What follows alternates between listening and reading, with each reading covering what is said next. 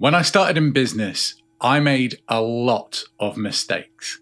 A lot. The first was trying to make as much money as possible with as little work or effort as possible. The second was taking advice from people I really didn't resonate with, solely based on their claims to success. So let's go back to late 2020. I'm running an SMMA business offering Facebook ads, Google ads, SEO, and web design. Somehow, I'd made ends meet since quitting my job in 2019 to do this full time. But realistically, I was broke. There were some months where I made absolutely nothing, and luckily, my girlfriend was very supportive and got us through. I didn't want to take sales calls, so I found this guy called Steve, who was willing to work on a commission-only basis. This is mistake number 3. Through LinkedIn, Steve met Jim. Jim was the VP of sales for a company working out of Florida who were doing 8 figures in revenue, but they were stuck trying to launch this outdoor living brand.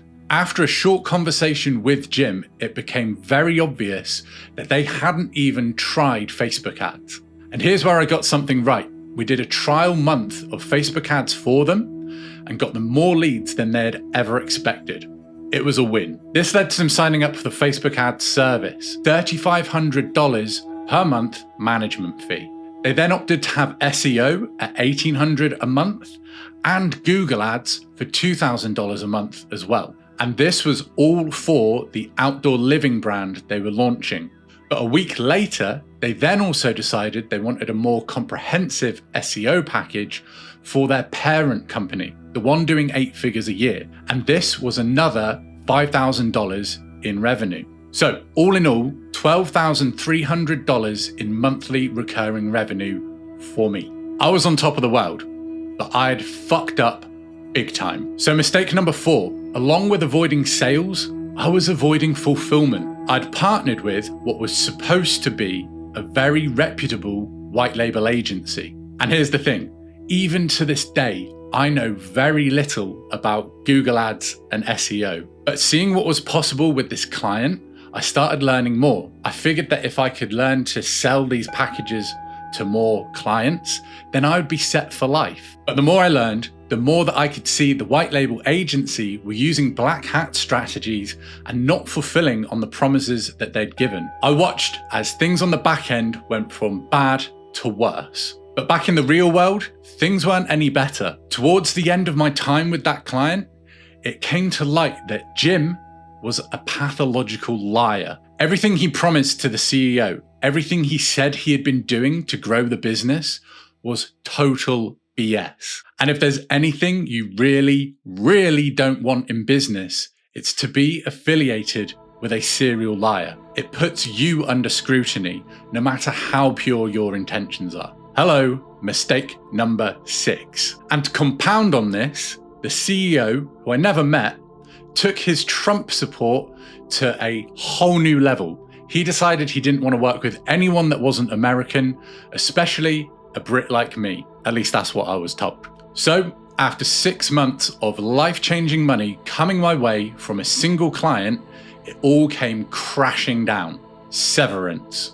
Losing that client was like being smashed in the face, the chest, the stomach, and the nuts repeatedly for months on end after that. Ultimately, I'm grateful that it didn't last. I learned more about myself than I ever would have had I been allowed to continue cruising. I wouldn't have even looked at the world of coaching had I not lost them. So the personal growth that came from that loss has been invaluable, but that's easy to say in hindsight. At the time, my confidence was totally shot. Which brings me to mistake number 7, being in that business to start with. Setting things up with a broken model. Learning from mentors that I had nothing in common with. The only defense that I have is that the information available then isn't what it is now. So why shouldn't you try and land a client like this? If you're at a place in your business where you're already charging that amount, or hell, even half of that, and you have solid systems and processes in place for client acquisition and fulfillment, and you can deal with a client like that and fulfill on every promise you ever make them, by all means, absolutely do it. But if you are where I was, where you're in the wrong business because you felt that it was right because you didn't know the other possibilities, where you're trying to outsource everything because you don't actually want to do the work or learn the hard lessons needed, and you've never made that sort of money before, so when you do, it's a shock to the system, then learn from my mistakes.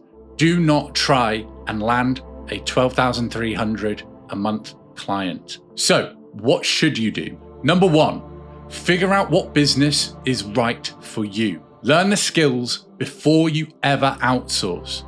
So if you do ever take on a team, if things go to shit with them, you're still able to step into fulfillment. You're still able to bet on yourself. Number two, build up to charging high amounts. So many gurus out there will tell you just need to raise your prices. And there is some truth in that, but it's far better to know you're over-delivering than overcharging. Number three, don't avoid the hard work. Everyone's been sold this dream of working a few hours a week from a beach somewhere, probably in Hawaii, but you don't get to that overnight. Stop trying to take shortcuts. And there's a difference between shortcuts and workarounds. You don't need to be on 15 sales calls every single day. There are different ways to sell, but you need to learn a way of selling instead of trying to bring someone on commission and handing your dreams to them. You lose all power, you lose the ability to have control. And number four, find mentors that are living the life you want to live. Everyone loves Alex Hormozi. I've learned plenty from him, but I would never, ever switch my life with his. I don't have the ambition to run a big team the way that he has. Whereas with Dan Coe, I resonate with his philosophy. Can you learn from both of them? 100% yes. Am I ever going to replicate what Alex Hormozi has done? No, I'm not. Would I like to replicate what Dan Coe has achieved? Yes, I would. Trying to be like someone who is living a life that isn't right for you is a really dumb thing to do. And finally, understand this. If you're in business solely to make loads of money, you'll probably fail. But even if you do succeed, there's no amount of money that will stop you from feeling empty. Use your business to help people, to create connections, to follow your curiosity, and ultimately find fulfillment. I hope you found this video helpful and that you found some value in my story. If you do want to set up your content to cash system, I currently have 16 spots for one-on-one coaching consulting.